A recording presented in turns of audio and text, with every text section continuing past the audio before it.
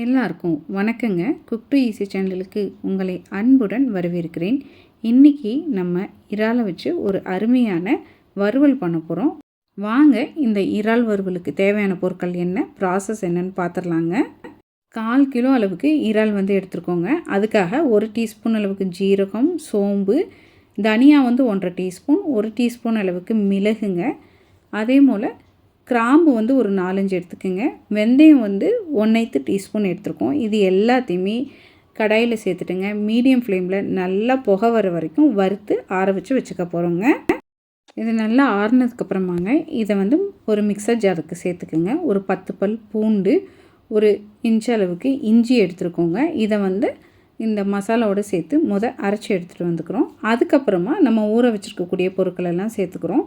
இந்த ப்ரான் மசாலா செய்கிறதுக்கு ஒரு அரை மணி நேரத்துக்கு முன்னாடிங்க ஒரு சின்ன பவுலில் 5லேருந்து 6 முந்திரி பருப்பு, ஒரு சின்ன பீஸு புளிங்க, அது போலவே காரத்துக்கு தகுந்த அளவுக்கு நம்ம நல்ல காரத்துக்காகங்க வரமிளகாயை ஊற வச்சு வச்சுருக்கோம்.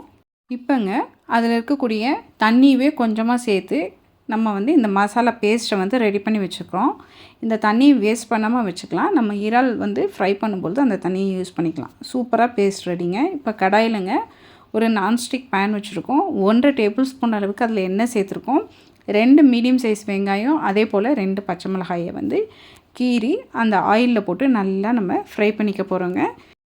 இந்த ஸ்டேஜில் கருவேப்பிலை கொஞ்சம் சேர்த்துங்க. நல்லா அந்த வெங்காயத்தோடையே கலந்து விட்டு நம்ம ஃப்ரை பண்ணிக்கணும். வெங்காயம் கண்ணாடி பதம் இல்லாட்டி அந்த பதத்துக்கு அடுத்து லைட்டாக ப்ரௌன் ஆகிற ஸ்டேஜில் நம்ம அரைச்சி வச்சுருக்கக்கூடிய மசாலாவை வெங்காயத்தோடு நம்ம சேர்த்துக்கோங்க. பாருங்கள், இங்கே நமக்கு கண்ணாடி பதம் வந்துருச்சு. இந்த ஸ்டேஜில் இந்த மசாலாவை சேர்த்துட்டுங்க வெங்காயத்தோடு நல்லா மிக்ஸ் பண்ணிக்கிங்க. இந்த ஸ்டேஜ்லேயே நம்ம உப்பையுமே சேர்த்துட்றோங்க.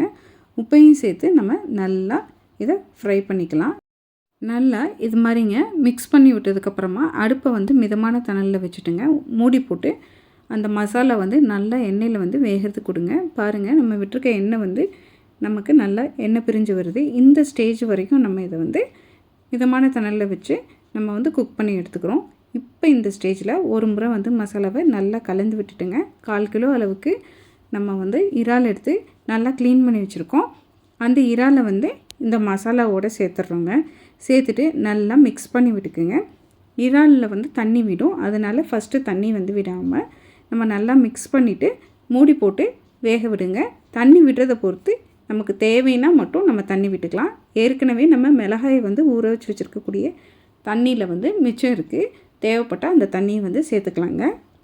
மிதமான தணலில் அடுப்பை வச்சுங்க. அப்பப்போ நம்ம மூடியை திறந்து நம்ம இறாலை நல்லா கலந்து விட்டுக்கணும்.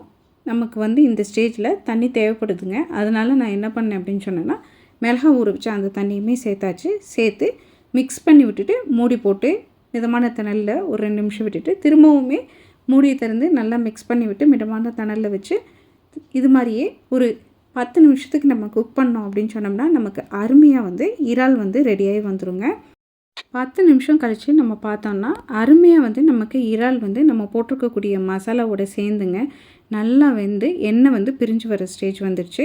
இந்த ஸ்டேஜில் நம்ம மேலாப்பில் கொத்தமல்லி தூவிங்க நல்லா மிக்ஸ் பண்ணி விட்டுட்டு ஒரு சர்விங் பவுலுக்கு மாற்றிட்டோம் அப்படின்னு சொன்னோம்னா அருமையான இறால் ஃப்ரை சூப்பராக ரெடி ஆயிடுச்சுங்க. டேஸ்ட்டு அட்டகாசமாக இருக்கும். புளி நம்ம சேர்த்துருக்கிறதுனால அதனுடைய அந்த டேங்கினஸோட இந்த இறால் அருமையாக இருக்கும் சாப்பிட்றதுக்கு. நீங்களும் இதே அளவுகளோட ஒரு முறை செஞ்சு பாருங்கள், சுவைத்து பாருங்கள். கண்டிப்பாக அடிக்கடி செய்வீங்கங்க. உங்களுக்கு இந்த இறால் ஃப்ரை ரெசிபி பிடித்திருந்தால் குக் டு ஈஸி சேனலை லைக் பண்ணுங்கள், ஷேர் பண்ணுங்கள், கமெண்ட் பண்ணுங்கள். மறக்காமல் நம்ம குக் டு ஈஸி சேனலை சப்ஸ்கிரைப் பண்ணிக்கோங்க. எல்லாருக்கும் வணக்கங்க.